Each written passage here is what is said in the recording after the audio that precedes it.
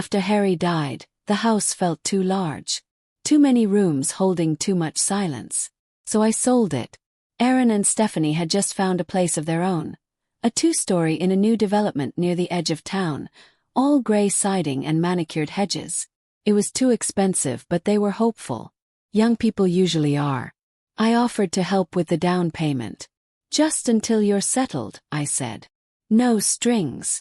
They didn't argue. I moved into the guest room, the one facing the fence with the young elm tree. Stephanie put up floral curtains and called it cozy. I brought my own pillow.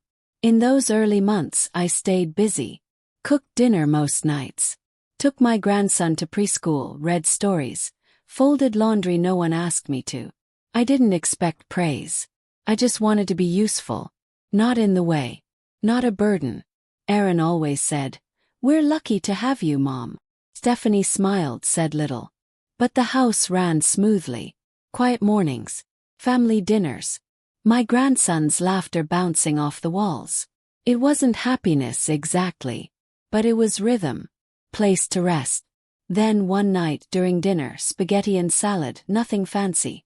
Stephanie poured herself a glass of wine and said with a laugh, "Carol always has so much free time, must be nice." She smiled when she said it. Maybe even meant it as a joke. Aaron chuckled. The boy didn't understand. Smiled too. Reflex. Polite. But something about it stuck. The way her voice curved around, so much free time. The way no one corrected her. The way it landed, quiet and sharp. Like I had been categorized. Not as Carol, not as mom or grandma, but as someone with nothing to do. Nothing important. Nothing of her own. After dinner I washed the dishes alone. The faucet hummed. The plate in my hand slipped a little, and I caught it just before it broke. That night I sat on the edge of the bed in the guest room, the one with the floral curtains, and stared at the elm tree swaying under the porch light. And I thought, maybe I don't belong here the way I thought I did. The weeks after that dinner were quiet, but not the good kind. Something had shifted. I can't say when exactly, but it was like stepping into a familiar room and finding the furniture rearranged just enough to trip over. It started with the thank yous. They stopped coming. My dinners, carefully cooked, always hot, were taken without comment. Plates cleared, phones checked, conversations continued around me like I was just the house's hum. Then the texts started. Stephanie no longer asked if I could pick up my grandson from school or babysit during her appointments. She just sent schedules. Wednesday 3:15 pickup. Friday 7 p.m. Dinner and bedtime. He likes the green cup. Instructions, not requests. Followed them, of course. What else was I supposed to do? Say no and risk tension in a house I didn't own? Refuse and see my grandson's face fall when I wasn't there to pick him up? One afternoon, as I was folding towels in the laundry room, I heard Stephanie's voice from the kitchen. She was on the phone, speaking louder than she probably realized. "She lives with us," she said, her tone tight. "But it's not really her house. You know, not really her house." The words floated into the laundry room and settled on my shoulders like lint I couldn't brush off. I stood still, towel in hand, and let the sting soak in. That night I sat out on the back porch. The air was cool, and the elm tree swayed gently in the dark. I thought about all the things I did every day. The groceries, the dishes, the mending, the appointments. I thought about Harry, how he used to say, "Carol, you're the glue. No one sees it, but you hold everything together." I miss being seen like that. Stephanie began commenting on how I did things. Not openly. Just little remarks slipped into her sentences like barbs tucked in flowers. The pediatrician says no more juice at dinner, but I guess we're still doing that. "Mom, the towels smell like that lavender stuff again. I think it's too strong. We don't need you to do everything. Just the basics." Aaron rarely intervened. He had grown quiet around me, always looking slightly tired, slightly distracted. I tried to tell myself he was just overwhelmed with work, with fatherhood. But some nights, he barely said more than a sentence to me. My grandson was the only one who stayed constant. He would crawl onto my lap during cartoons, hand me his toys with full trust, press his warm cheek against mine during bedtime stories. But even that began to change. One afternoon I picked him up from preschool. He was unusually quiet on the drive home. When we got inside, he tugged at my hand and looked up at me. "Grandma," he said, "Mommy says you're gonna go soon." I crouched down to meet his eyes. "Did she say where I'm going?" He shook his head. "Just that it's not here." I smiled, or tried to. "Well, for now I'm here." He nodded solemnly and hugged me. That night I didn't sleep. I watched the hallway light spill in under my door and thought about my name, Carol, and how long it had been since someone said it without needing something from me. Aaron had made a promise. "This Christmas, Mom," he said one evening in early December, "we're all yours." No plans with Stephanie's side, no traveling. Just this. I want it to feel like it used to. I believed him. It had been years since we'd shared a proper holiday together.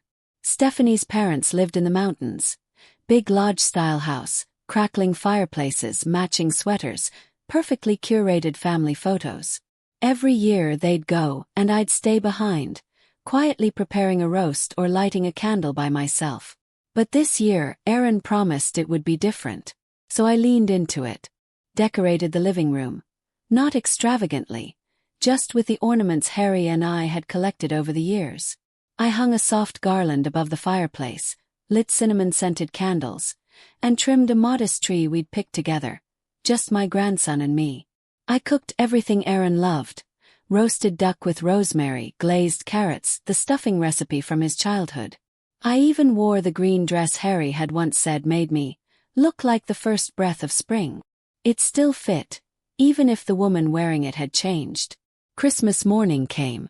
I woke early, made coffee, checked the oven. The house was still. I smiled to myself.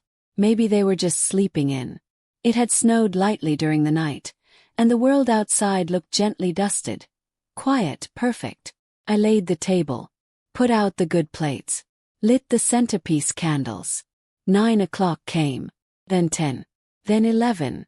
I knocked on their bedroom door. No answer. It was open. Me. The bed made cold. Checked the driveway. Their car was gone. Confused, I sat down and checked my phone. No missed calls. No text. Then I opened Facebook, and that's when I saw it. A photo posted by Stephanie. Captioned, "Christmas at the lodge with family. Cozy, warm, and so much love." In the picture, Aaron in a plaid shirt, holding a mug. Stephanie in red, kissing my grandson's cheek. A roaring fire in the background. The same lodge as always. No mention of me. No message, no explanation, no apology. Just a quiet decision, made without my knowledge, to spend Christmas somewhere else. To leave me behind. I sat at the table for a while. The candles flickered low. The duck cooled. The room smelled like thyme and butter and something else I couldn't name.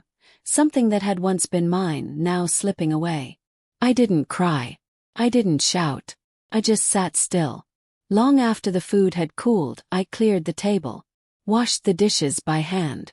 Wiped down the counter. Turned off the tree lights. Then I went to my room. I took off the green dress, folded it neatly, and placed it in the back of the closet. That was the moment. Not the Facebook post. Not the silence. Not even the absence. It was the folding. The deliberate, quiet act of putting something away. Not just fabric, but a belief. The belief that I still mattered. That I still had a place. That night, I pulled Harry's old box down from the top shelf of the closet. It was small, wrapped in thick tape, and heavier than I remembered. Inside were things I hadn't touched in years. His passport, our wedding invitation, a Polaroid of us by the lake the year Aaron was born. And something else. A small envelope with my name on it. Just Carol, in Harry's familiar script. I opened it with both hands, careful not to rip the paper. Inside was a letter. And a key. The letter was short. Harry had never been one for long speeches. But when he wrote, he chose every word carefully, as if they might be the last ones he'd ever say. "Carol, if you're reading this, I'm gone. I wish I could say this in person, but I've learned life rarely gives us that kind of timing. I've seen how much you carry. You never ask for anything, and you never drop what others hand you, even when it gets too heavy. This key is for the cottage. It's in your name. No one else's. Bought it a few years back before the illness. I kept it quiet because I wanted you to have something that was yours, only yours, if the day ever came when you needed to remember your worth. Everything you'll need is there. Papers, title, instructions. And a trust. I set it aside quietly over the years. You don't owe anyone your life, Carol. Don't let them decide your value. Go when you're ready. Not because they've pushed you, but because you remember who you are. Always yours. The key was small brass, with a faint blue tag that had faded almost to white. I stared at it for a long time. It lay warm in my hand like it had waited. I read the letter twice, then a third time. I folded it carefully and placed it back into the envelope. My hands trembled, not from shock, not even from anger. From the quiet, aching release of being seen. Harry had known. He hadn't tried to interfere, not in life. But he'd prepared. As if he suspected that one day, I might need to leave in silence, with nothing but a bag and my name. That night, I didn't speak to anyone. I didn't answer Aaron's text, the one that came at 10:46 p.m. and said simply, "We meant to tell you. Plans changed. Sorry. Hope you're okay." He didn't ask where I was. He didn't apologize for the lie, or the silence, or the photographs. He just hoped I was okay.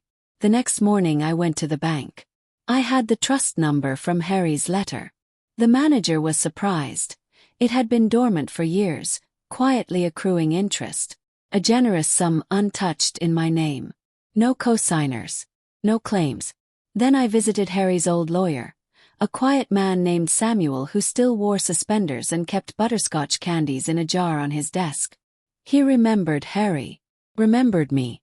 I handed him the envelope. He read the letter once, nodded and said, "He was always 3 steps ahead." We went through the documents together. The cottage was real. A small property on the edge of Clearwood Lake, 2 hours away. It had a fireplace, a garden, and a screened porch. It had been maintained quietly, paid in full. Property tax up to date. Insurance handled. Utilities dormant but ready. It was mine. No shared titles. No hidden claims. No fine print. Samuel handed me the deed. "Most people don't plan this far ahead," he said. "Harry did," I replied. He always knew what I needed before I did. I stood outside his office for a while, holding the folder. For the first time in years I felt still. Not frozen. Rooted. Back at the house, I said nothing to Aaron or Stephanie.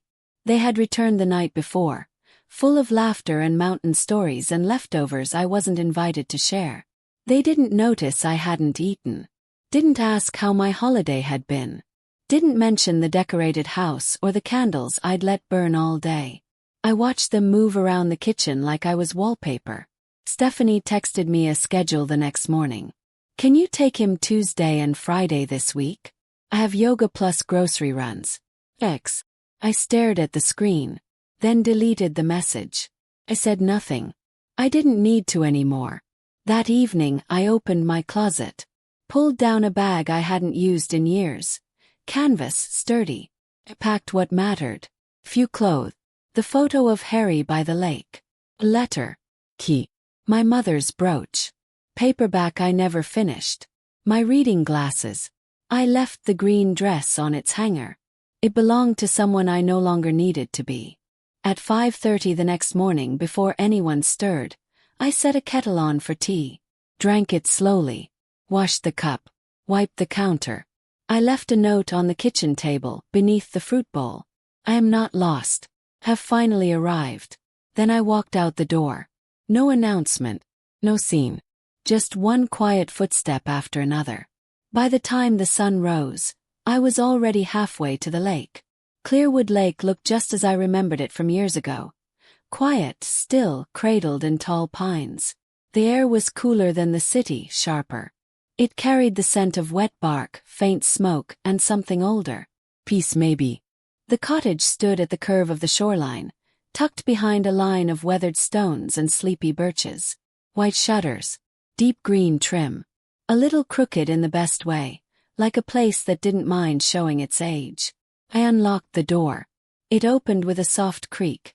Not ominous, just a voice saying finally. Dust motes spun in the morning light. The floorboards had held their shape. A few cobwebs in the corners, but everything else was waiting, exactly as it had been left. I dropped my bag in the front room and sat down on the small bench by the window. The lake shimmered beyond the trees, a sheet of silver and blue. Birds moved through the pines. Somewhere, a loon called low, distant. Breathed in. No text messages. No calendar reminders. No footsteps upstairs. No voices just out of earshot. Just air. Just silence. Just mine. That first week I cleaned. Slowly, deliberately. I opened windows, aired out curtains, wiped down every surface. I found old canned goods in the pantry. Expired but charming in their way. I replaced them with tea, honey, bread. Simple things. Each night, I lit a fire in the old stone hearth. Smoked at first, then caught. I sat with a book, not reading, just turning pages, letting the warmth and quiet settle over me like a second skin. The next phase came without hesitation. Harry had left me not only the trust and the cottage, but the documents, the account numbers, the passwords, the list of things to protect. At Samuel's suggestion, I transferred the trust into a locked, irrevocable arrangement. No one could touch it but me. I changed my legal residence to the cottage address. Filed a statement of separation from Aaron's household. Redirected my mail. Then I contacted the bank we'd used jointly, the one Stephanie had always called Mom's contribution account. Closed it. Every remaining cent of my initial down payment was redirected into a new account, in my name only. Samuel helped with the legal framing, noted the intent of the funds, the documentation I still had. 'Cause I did have it. Every transfer. Every thank you email from the early days. Every receipt. Stephanie may have forgotten, but I hadn't. I changed the beneficiary on my will. I removed Aaron and Stephanie. Added one name, my grandson. A clause was added to prevent parental interference. He would receive it when he was grown, free to use it however he chose. Not filtered, not held hostage as leverage. I did not do this with malice. Only clarity. Harry had once told me, a boundary is just love with a backbone. Now I understood. One afternoon 2 weeks after I left, I turned on my phone. The voicemails were waiting. Aaron's voice, low, uncertain. Mom, hey. We got your note. I guess Can you call me? Let us know you're okay. Another later. We're worried. Stephanie thought maybe you just needed space, but it's been days. Then a text. Please come back. We can talk. Then silence. Until the 4th day. That message was different. Stephanie. I'm not sure what you're trying to prove, Carol. But this is hurting everyone. Especially your grandson. He asks about you. You're just gone. Abandoning your family. Again. The word hit like a stone dropped in still water. I didn't respond. Not then. But I wrote something that night. Not for them but for myself. You taught them how to treat you. But now you are teaching them how to lose you. Ainly. Quietly. Completely. The next morning I mailed a packet to Samuel. Revisions for the will, confirmation of the trust, proof of financial closure with the household. He called later and said, You've done this with dignity, Carol. Not many would have. I didn't want revenge, I said. I just wanted air. He paused. And now, I said, I have space to breathe. That evening I walked to the dock. Sat with my feet dangling over the edge. The lake was still, holding the last blush of daylight.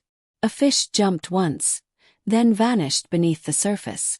I thought of all the years I gave. Freely. Willingly. I didn't regret them. I only regretted how long it took me to realize that love given doesn't mean love owed in return. Somewhere in the house the fire crackled. My hands, once so used to dishes and folding and lifting, now rested open in my lap still. Not waiting. Just full. By the third week the calls stopped being polite. Stephanie no longer cloaked her messages in concern. She abandoned the soft tones, the guilt-laced kindness, the word mom altogether. Instead I became Carol again. Cold. Formal. Distant. Her texts turned sharp. You left your family with no warning. This is emotional abandonment. You've traumatized your grandson. We're trying to pick up the pieces here. Aaron sent fewer messages. When he did, they were always short. Can we please talk? We need to figure this out. Please. I didn't reply. Not because I didn't feel something, I did. Every word struck a place still soft in me. But I had learned to feel without folding. To listen without returning to the place where I was last wounded. A few distant relatives reached out. Cousin Sandra, who never invited me for Thanksgiving but somehow had time now to send a 3-paragraph email. She asked if I was okay mentally. She said she was praying for me, and that family should be worked through, not walked away from. I deleted it. Another message came from Aaron's godfather, Mark. He was gentler, kinder, and that hurt more than the others. Carol, I don't know what happened, but Aaron is broken up. He misses you. We all do. If there's anything I can do, just say the word.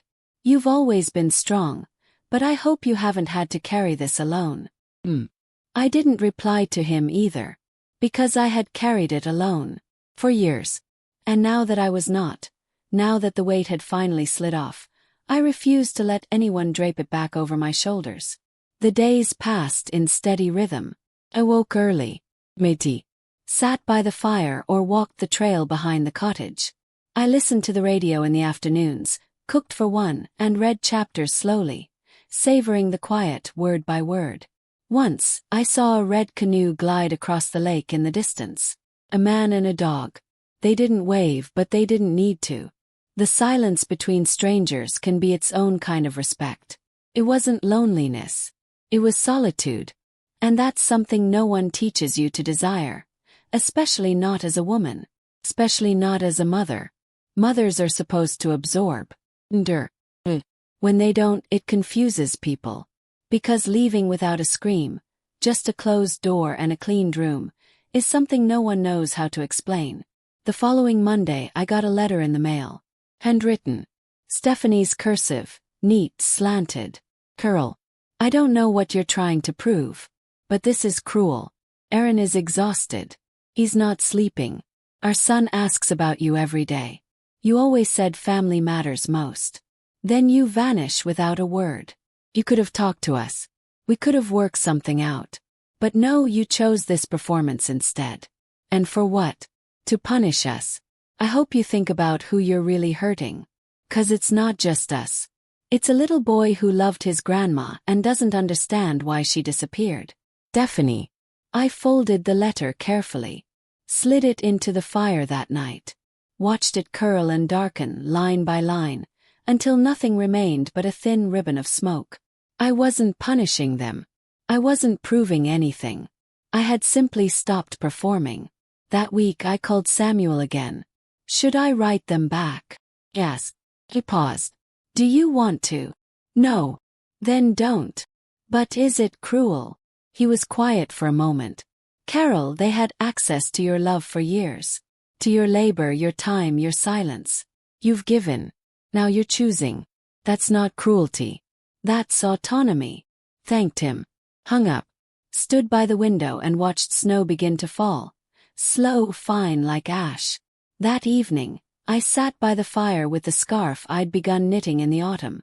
The stitches were uneven, but I didn't mind. I wasn't making it for anyone. There was no deadline, no approval to earn. Just the softness of wool between my fingers. Just the quiet of a life no longer borrowed. By mid-December, the lake had begun to freeze. Not fully. Just a glassy skin at the edges, forming delicate patterns at dawn, melting by noon. The birds had grown quiet. Even the wind, once brisk and busy through the pines, now moved with care. Everything felt slowed down, measured, and I matched its pace. My mornings were still. Brewed tea. Opened the curtains. Let the cold light fill the small rooms, silver and soft. Some days I baked. Not out of duty, just curiosity. Bread that cracked open like warm breath. Pies with messy crusts. I shared them with no one. Other days, I walked the wooded path behind the cottage. My boots crunching on frost. My breath rising. Counted birds. Learned their calls. Found small joy in their names. Junco, Kinglet, Grosbeak. I had not spoken to Aaron in 6 weeks. Not since the first letter. But that silence had become a kind of balm. The absence of performance. Of pretending. Of explaining myself to people who had already decided I was either too much or not enough. Here I was neither. I simply was. One afternoon, I walked to the community center in the nearby town. A single-story building with a tin roof and a firewood pile taller than me. They were collecting blankets and toiletries for seniors in the area. Folks who'd been left behind or worn thin. I signed up. Not to save anyone. Just to contribute. They were surprised. "We don't get many new faces," one woman said. "I'm not new," I smiled. "Just quieter than most." They let me help sort donations, organize shelves. It was good work. Honest. Unseen but meaningful. I found myself returning every few days. By Christmas Eve, the cottage felt full again. Not of people but of intention. I wrapped a few baked goods in parchment. Lit a small candle for Harry. Not mourning, just memory. I played the old holiday record he loved, the one with a scratch in track 2. I sat on the couch, wrapped in the half-finished scarf, and watched the snow begin to fall in earnest. Big quiet flakes, no wind, just descent. There was a knock at the door. I stood still. Not anxious, just aware. No one had knocked since I arrived. I opened it slowly. Outside stood a man in a parka. His face flushed from the cold. The mailman. He handed me a small envelope. No return address. Inside a card. Red with a silver tree on the front. The handwriting I knew. Aaron. "Merry Christmas, Mom. Hope you're well." That was all. No apology. No explanation. Just hope. I didn't cry. Didn't fume. I set the card on the mantel beside Harry's photo and let it be what it was. Not a bridge, not a door, just a sign of life on the other side of the silence. I made no decision about it. Some things can remain undecided. That night I slept deeply. The kind of sleep that comes not from exhaustion, but from peace. In the new year, I continued my quiet rhythm. Helped shovel paths at the center. Knitted when my fingers didn't ache. Cooked meals that didn't require applause. Sometimes I'd pass by the mirror and see a woman who no longer braced herself for interruption. A woman who didn't apologize when she took up space. My grandson's face stayed with me. I kept a picture of him on the fridge, crayon smeared and slightly tilted. If he ever came to visit, the door would be open. Not as a condition, as a choice. One afternoon I sat on the dock, the lake still frozen, the sky wide and pale. I thought of the Christmas I'd spent alone. The one before the cottage. I thought of the roast duck, the green dress, the silence. Then I looked around me. At the pines, at the snow resting in the branches, at the small home behind me. And I realized, I had not been alone this year. I had been free. There's a difference. I had not waited. I had built. That night, wrapped in a blanket, I watched the fire burn low. No music. No distraction. Just the rhythm of crackling wood. And I thought, they chose their table. Built mine. And I am finally home.